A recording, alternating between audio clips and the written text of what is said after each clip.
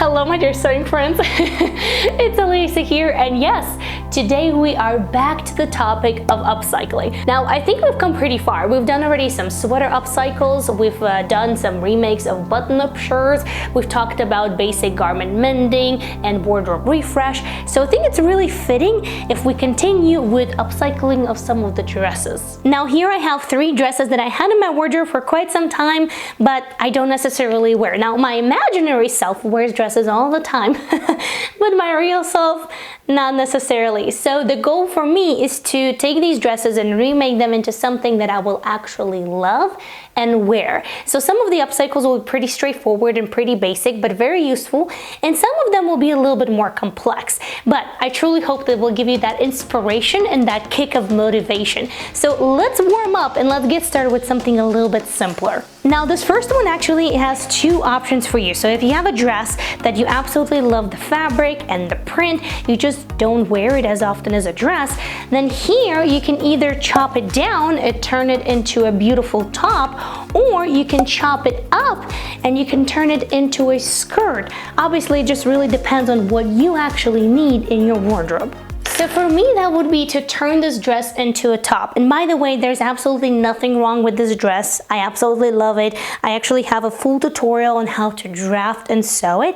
I just don't wear dresses often at all. And I know that for my lifestyle, turning that into a top would yield 100 times more wear than it actually does right now. So all I'm doing here is I'm trying to gauge what kind of length of a top I want. And then you can clip it, you can pin it, you can use a piece of chalk, and you can mark it.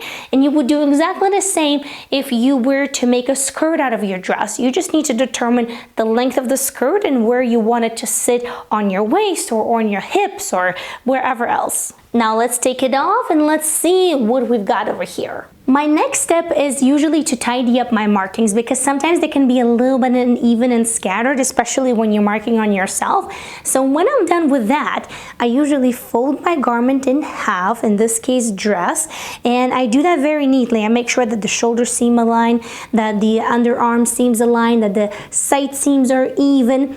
If you're working on a skirt, you will need to think through and think ahead a little bit more, because sometimes with skirts you might need to add darts, you might need to add zipper, waistband, whatever else. And I do have tutorials for all of that and more on my channel. So if you are turning your dress into a skirt, definitely don't be shy, take a look. You will find a ton of information for you there. But since I'm working on a top, what I'm going to do now is I'm actually going to cut about 1 inch below the line that I've marked. And that inch is going to be the hem allowance that I will need in order to hem my top. Now, there are so many ways how to go about hemming your garments. To me, it really depends on what type of fabric you're using. So originally, I made this dress out of knit. So knits stretch, and most of the knits don't unravel. So that way you don't have to worry about fabric fuzzing out. You can just fold it in once, and that's it. So I usually hem my knits in 5 different ways. The first one, and probably the most common one because most of you have it at home, is by hand sewing needle and thread.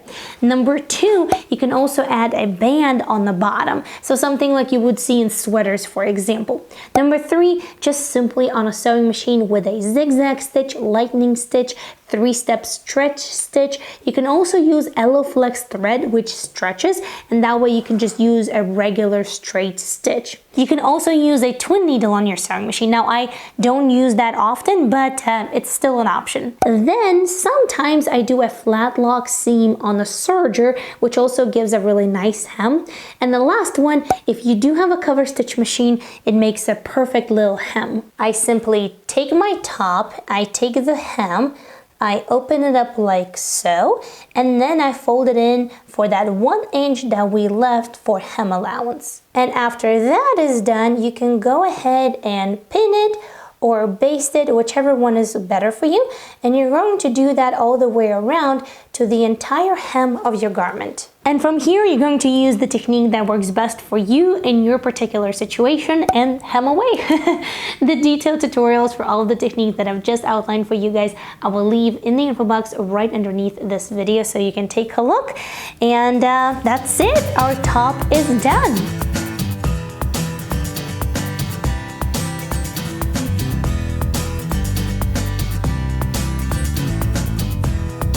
All right, now that the first upcycle is done, and I hope that it gave you plenty of ideas what to do with dresses that you simply don't wear anymore, let's go ahead and move on to the second one. Here I have this dress that I still have tags on, and I bought it when I lived back in Europe, in the United Kingdom, and that was about 10 years ago. So yes, I did hold on to it, but I did it for a reason, and mainly that's because of the fabric. I feel like that one of the positive things or the upside about upcycling dresses is that usually you get that a little bit of extra material to play around with, so you can really do a wide range of upcycles and a wide range of different garments if you're using it just for fabric.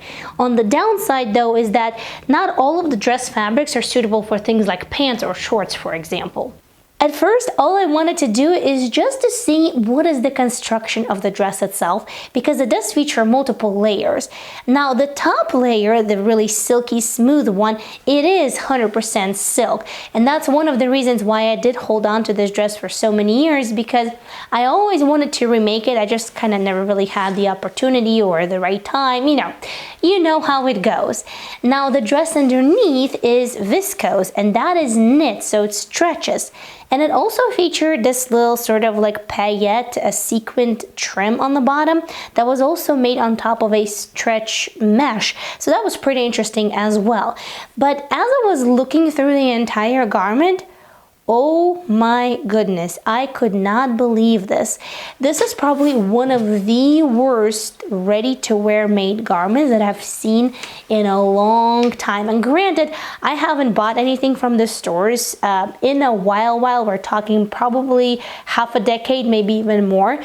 But this definitely is quite bad. I mean, the entire time that I was looking through the garment and working with it, I was just thinking to myself, if you're working with such precious fabrics like silk, wouldn't you want to treat it extra special and extra careful and extra nice? Apparently in this particular garment, whoever made it, this definitely wasn't the case. So I didn't even want to leave the side seams. I just went ahead and cut everything apart. From here, it turned out that the underdress actually didn't have much fabric in it at all, so I settled on making a t-shirt. I couldn't make a loose fit t-shirt, so I thought, you know what, that's not a big deal. And I went with my knit bodice block, so I went ahead and I cut out the bodice, the front and the back from it.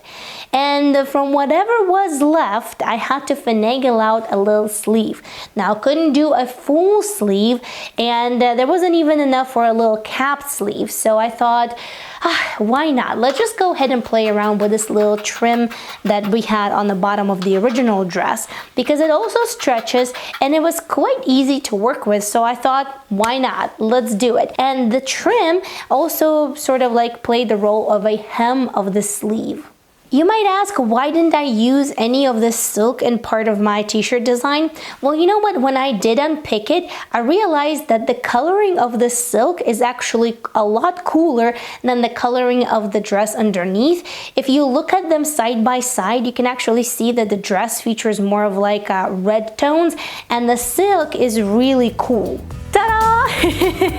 You know how they say that less is more? I don't always agree with that, but in this particular instance, I think it's very, very true.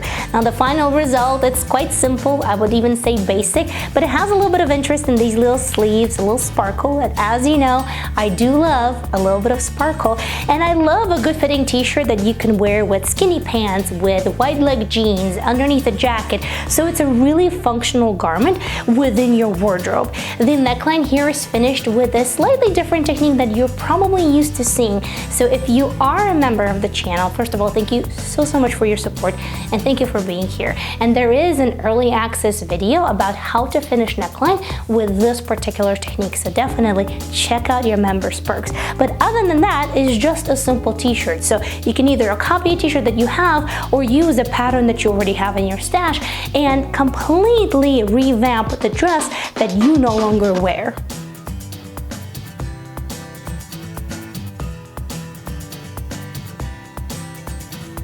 Now for this next upcycle, I have this dress. The color is just gorgeous. Not really happy about the fabric, but we'll talk about it in a minute.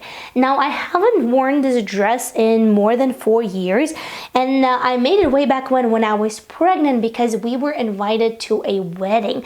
So I wanted a dress that wasn't too flowy. So the fabric here is actually faux suede, and I think I got it in the red tag section of Joann's, and I believe this particular fabric was marked as a light upholstery fabric, which didn't stop me then, is not going to stop me now. But I'm just not a fan of this fabric altogether. From what I remember, it doesn't really press well, it doesn't really take top stitching well, so I think I'm just going to have an experimental project here. Now I had this design of a jacket that I wanted to try out with big triangular lapels at the opening, and I also wanted to try a different way of bagging the lining, so that's exactly what I'm going to experiment with. First, of course, I had to draft the pattern. That was the meticulous part, so it took a little while because there was quite a few moving parts. So I used my bodice block with dart, added a little bit of ease to it, of course modified the front pattern piece to feature the lapel, also drafted the facing, drafted the lining, and all of the good stuff that goes into creating a jacket. Then I remember that I actually had an extra bit of fabric, a little remnant from way back when, on the bottom of my fabric scrap bin. So I went ahead, I dug it out, and I thought that that would give me like an extra amount of fabric to work with, but you know what? Turns out that even with that, I didn't have enough to cut full pattern pieces, and that is solely because I was working with a large front pattern piece plus the facing. So if you're working with a simpler jacket pattern, you should be all good to go. Obviously still count out if you have enough fabric to work with, but in my case, I had to resort to puzzle piecing it all together in order to make it work. I know I mentioned before that I wasn't really a fan of this fabric because you can't really press it and it doesn't really take top stitching too well. But there's another reason why I'm not really a fan of it after all these years, and that is because it's really loud. When this polyester fabric rubs against each other, it really creates a lot of noise. Here I wanted to share something with you. Now, as I mentioned, this is an experimental project, so I'm not really going to be wearing that out. And I think that from time to time, it's really nice to have a project like that where you're not afraid of your own creativity and experimenting, because there you're just seeing where it takes you. You're just driven by your curiosity. You're just driven by how things work. What is going to happen if you do this? Or what is going to happen if you do that? And it's really nice to work without having that fear of success or failure.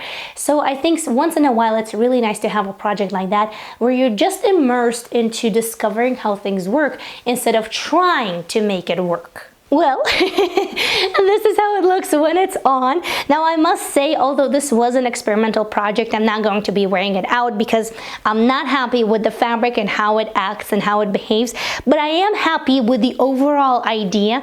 I'm happy that I got to play around with it and be creative. And I'm really glad that I did get this opportunity to show you that if you do have dresses that have good fabric with good body and good structure, then in some cases you can use them in order to create projects like jackets. So the next point that I'm going to be using this jacket for is I want to try to create my own shoulder pads, and I also want to try a different type of interlining. So that is going to be next. As always, I want to leave you on a high, positive, and creative note. So I did make something wearable out of, that's right, exactly the same fabric as the lining of this jacket. So that was just 100% cotton. So this is a blouse, really cute, really fun. I have a video right over here that uses exactly the same pattern that I show you how I created.